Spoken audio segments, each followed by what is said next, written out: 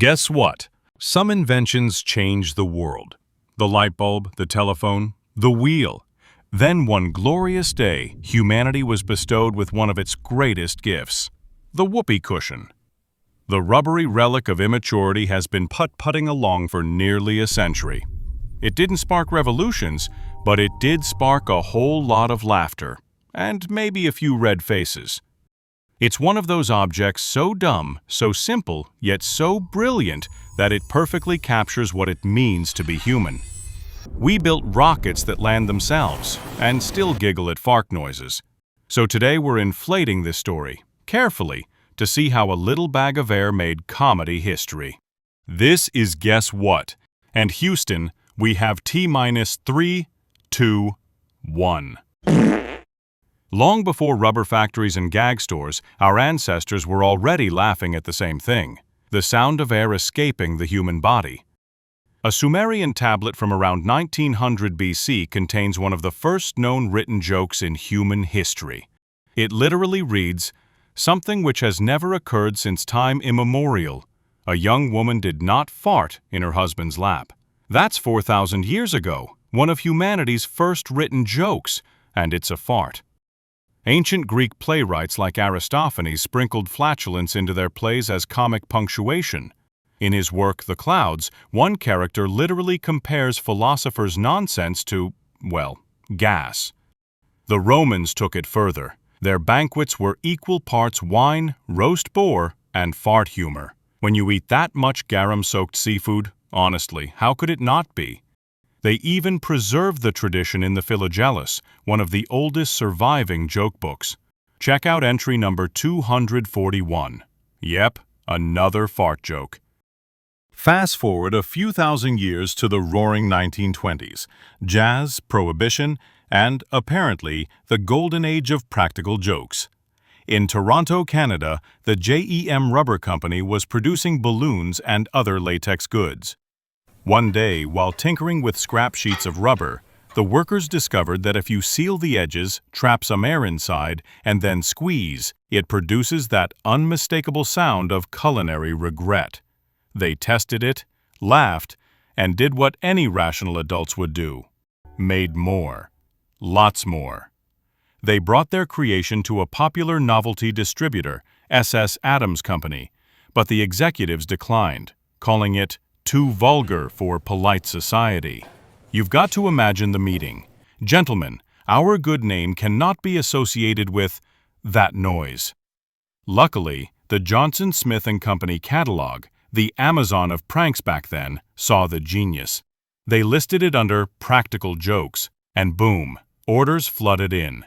For just 25 cents, you could humiliate your uncle at dinner, startle your teacher, or end a first date instantly. It wasn't just a toy, it was a social experiment wrapped in rubber. Now what's up with the name, whoopee cushion? In the 1920s, whoopee was American slang for having a good time, to celebrate, have fun, and party. Newspapers from that era used it exactly that way, describing students and sports fans making whoopee after big wins. Then, in 1928, the song "Makin' Whoopee" came out.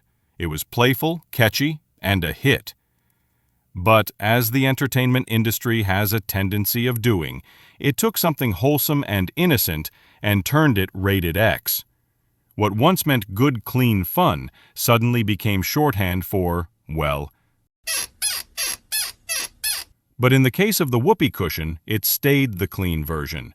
A playful cushion meant to cause laughter and bring joy. The name fit perfectly.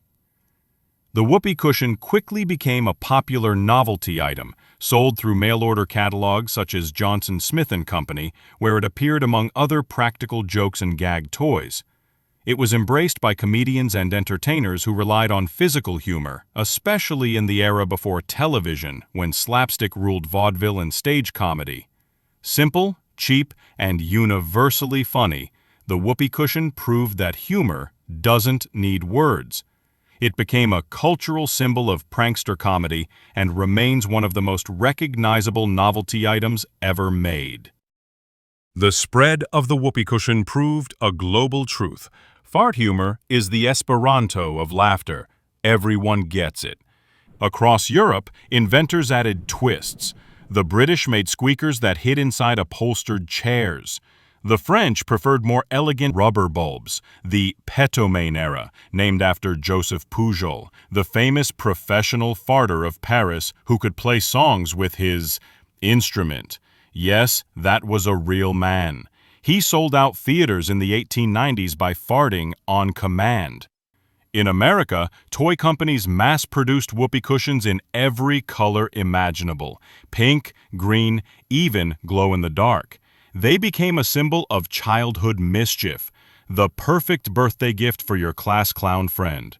And even the powerful weren't immune. Urban legends abound of cushions slipped under politicians, CEOs, and even royalty.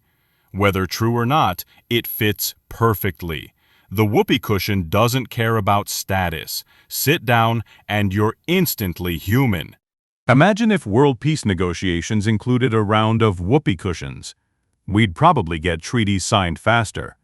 At the very least, nobody would storm out angry. The success of the whoopee cushion inflated the entire prank industry, literally. Toy companies realized there was serious money in silliness. Soon, we got hand buzzers, fake vomit, rubber chickens, and stink bombs. The mid-20th century became the golden age of gag gifts. Kids could walk into a novelty shop and emerge armed for chaos. Shelves were lined with fake dog poop next to exploding pens. It was a simpler time. Even TV shows like The Three Stooges and I Love Lucy helped normalize goofy props. Lucille Ball's comedic timing with slapstick items kept the spirit alive, while comedians like Mel Brooks and later Jim Carrey built entire careers on exaggerating the same physical absurdity the whoopee cushion captured. Over time, the device itself evolved. The self-inflating version appeared in the 1980s thanks to a thin foam insert that refilled it automatically. No more awkward blowing it up behind your back. You could prank endlessly. Then came giant party cushions, capable of supporting multiple sitters. You could create a full chorus of chaos. Still, the fundamental formula never changed. Rubber plus air plus human dignity equals laughter. Believe it or not, there's a real science to the whoopee cushion's music. When you squeeze it, air rushes through a narrow opening, causing the thin rubber membrane to flap rapidly. Those vibrations create the sound wave we interpret as comedic gold. The tone changes with pressure, air volume, and surface contact. Sit too gently, and you get a shy squeak. Sit too hard and, congratulations, you've achieved subwoofer status. Acoustically, it's similar to brass instruments. Scientists at the University of Vienna once compared it to a trumpet. Both rely on vibrating membranes. The only difference is you can't join the orchestra with this one. And yes, people have studied this. In 2014, a physicist named Trevor Cox, who literally researches sound design, explained that the whoopee cushion's pitch variation mimics real human flatulence enough to trick the ear. It's not identical, but close enough for the brain to register funny. So every time you prank someone, you're technically conducting an experiment in psychoacoustics. Comedy with data. Nearly a century later, the whoopee cushion hasn't changed much, and that's the beauty of it. It's proof that not every great invention needs constant upgrades or Bluetooth connectivity. Kids still find it hilarious. Adults still pretend they're above it until it happens to them. It's timeless, universal, and humbling. Comedy legend Steve Martin once said, "A day without sunshine is like, night." But he could have easily said, "A day without laughter is just a day that needed a whoopee cushion." In a world that keeps getting more complicated, it's nice to know something so dumb can still make us all laugh the same way. So while the light bulb lit up the world, and the wheel kept it turning, the whoopee cushion made sure we didn't take ourselves too seriously. A tiny piece of rubber, filled with air, that still manages to fill the room with laughter. That's today's episode of Guess What? If you enjoyed walking carefully through history with me, hit subscribe, because next time, who knows what we'll uncover. Until then, stay curious, and maybe check your seat before you sit down.